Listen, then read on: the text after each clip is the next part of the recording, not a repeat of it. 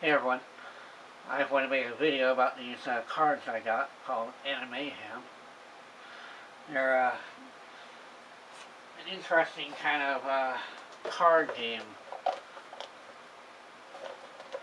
which is based on the idea of characters from multiple anime universes coming together and, for the most part, battling. There are cards from various universes, such as Tenchi Muyo and Ranma 1/2,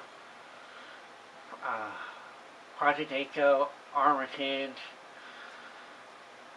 Tank Police, several other animes. There was even a third. There were 3 sets that came out, and the third one tried to add Dragon Ball Z characters to the mix, which I don't know, that promises to be quite a debatable fight there.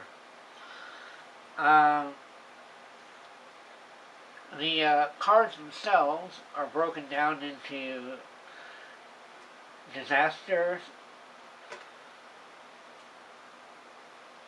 location cards, item cards, attack cards, which I'm not really going to go into too much depth about those. I think these are kind of like item cards as well. They're special attacks or special items, I guess. Yeah, we'll call them attack cards. And they're the character cards themselves. So I'm going to go and show you guys those. It should be to the side.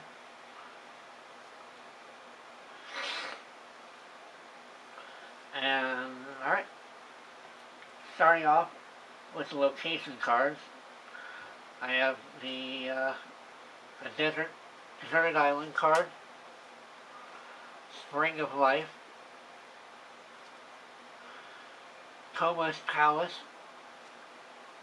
Telephone Pole, Rio Gonzawa, Ukio's Restaurant, Furiken High, and Jusenkyo. There are other cards out there, but I'm limiting myself to clearly what I both own and what is Ranma 1/2 base. The item cards are a shogi board, which does not apparently do anything. The musical instrument, music skill or +1 to existing. The horned mongoose whistle, discard to defeat Yamato no Orochi. That'll make more sense when I get to the disaster cards. The okonomiyaki, discard to remove hungry disasters. I don't have any of those kind. The 5 yen coin, which discard to defeat Miss Hinako or any money disaster. Because 5 yen, it goes a long way. The cute little dolly, which you'll recall was the gift from Kuno to the pigtailed girl. Tree-born kettle. Tree-born kettle girl. I think I got it right. There are 2 additional cards which I can't really say much about. The pruning shears and dimensional hammer. They are, as you can see,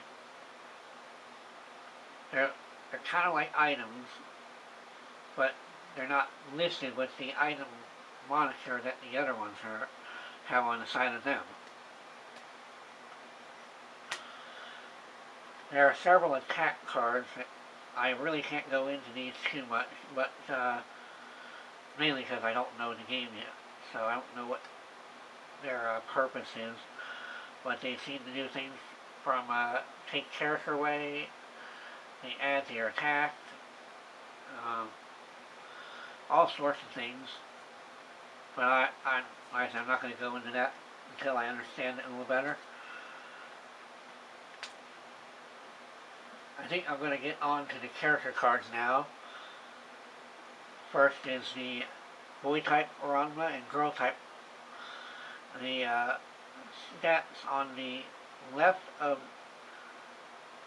the card indicates its power of that card itself. And on the right is the stats for the transformed version. So if you compare the boy type and girl type, you'll see their stats are just basically flipped.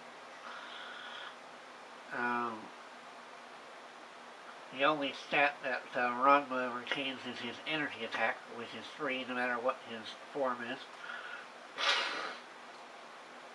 Ryoga and Shampoo both lose all their energy in their transformed state. Ryoga's charm does go up a whole 2 points while everything else goes down. Poor Ryoga. And you can see Shampoo has a similar effect, though she apparently, where Ryoga gets 2 charm in his transformed state, she only gets 1. So she's a bit more charming in her human form than Ryoga. The last 2 cards are the Tendo girls, Akane and Nabiki. Akane Tendo has an attack rating comparable to Ranma, which I find kind of silly, and a defense rating higher than his male form. And she has a higher energy, which I'm not sure how they justify that, but hey, you know, whatever. It's just a card game. Nabiki, on the other hand, I don't quite know who would want to pick her to play, but you know, there she is in case someone has an interest. And that is all the cards I plan to cover for right now. Oh wait, take that back. There are one last set of cards. That's the disaster cards. Disasters are mainly broken up into 2 different kinds: minor disasters and major disasters. But I also feel the need to break them into another classification, those with and without stats. The